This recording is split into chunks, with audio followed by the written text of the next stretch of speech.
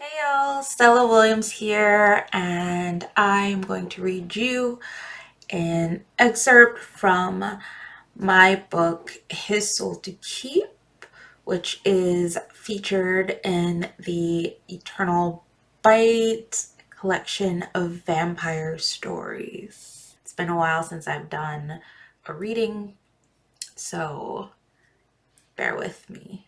Alright, so chapter 1, Solstice.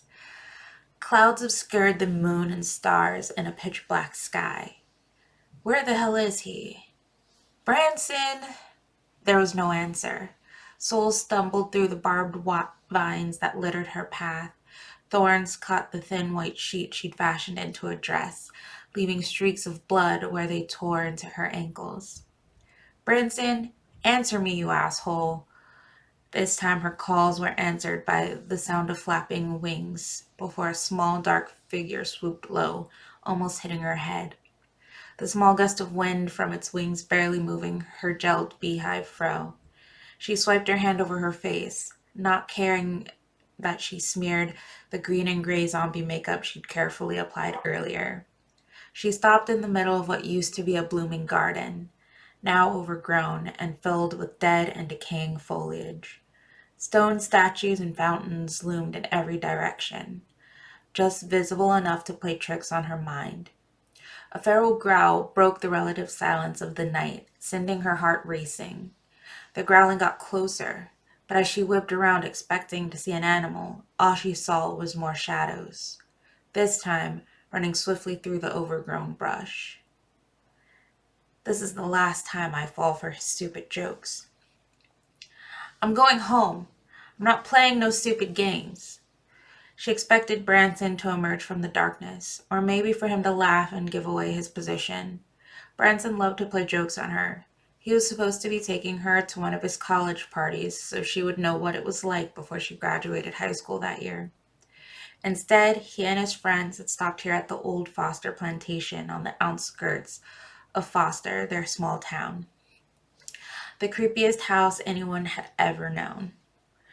Everything from ghost sightings to demonic possessions and monster-sized animals was tied to this place, fitting to the atrocities served by its previous slave-holding owners.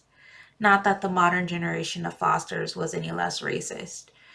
Just now, their fortune was spent, and their ancestral home abandoned to the fitting ruin it should be.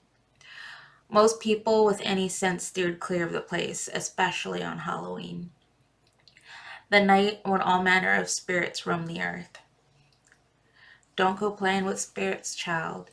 You don't know what's lurking on Old Hallows Eve. Grandma Ronnie's words played on a loop in Soul's head as she desperately fought the fear threatening to paralyze her. Soul would never have gotten out of the car if Branson hadn't agreed to stay by her side. Of course, he and his friends, Blake and Wayne, had taken off running in all different directions as soon as they had the chance, leaving Soul vulnerable and alone among the spirits of the dead. Branson thought it was a joke when Soul said she could feel spirits. It wasn't. It was part of her family legacy. Grandma Ronnie was known for her psychic ability around town, even if she tried to downplay it. Unfortunately, Soul was following suit in that regard. Even now, she could feel the brush of tormented souls along her skin, hear their screams like wounded animals in the distance, barely a whisper, but audible all the same. Taking a deep breath, she clenched her hands tighter. Her fingernails bit into the palm of her hands, bringing her thoughts back to the present. The feral growling started again, farther away this time, but still too close for comfort. Branson, when I find you, I'm going to kill you. The words echoed in the night. Giving up on trying to reason with the boys, Soul made her way back to the car. At least there, she would have some protection against anything coming her way. Maybe someone passing by would give her a ride home. The wild animals had enough sense to stay away from the road, even when the road remained mostly deserted.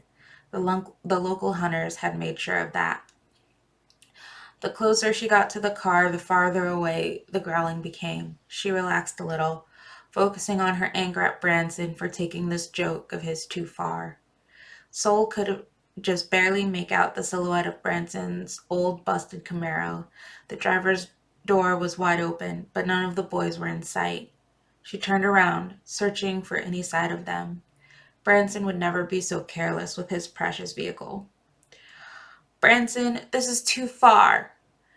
There was a rustling behind her, heavy footfalls getting closer to her position. The progress she made in calming herself down was now undone. She wrapped her arms around herself, rubbing her arms to fight off the chills racking her body. The spirits assailed her. Run! She took off for the car. She could feel the animal on her heels but refused to look back. Looking back would only slow her down. The vehicle was in sight. If she could just make it there, she would be safe. Soul never made it to the car. Something, or someone, struck a painful blow to the back of her head, rendering her unconscious. I hope you guys enjoyed that.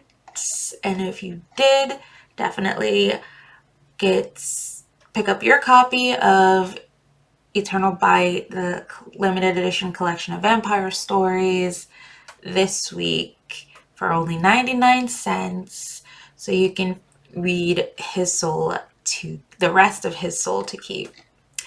And that's what I've got for you guys today. Thank you so much for watching. Peace, love, and happy reading, y'all.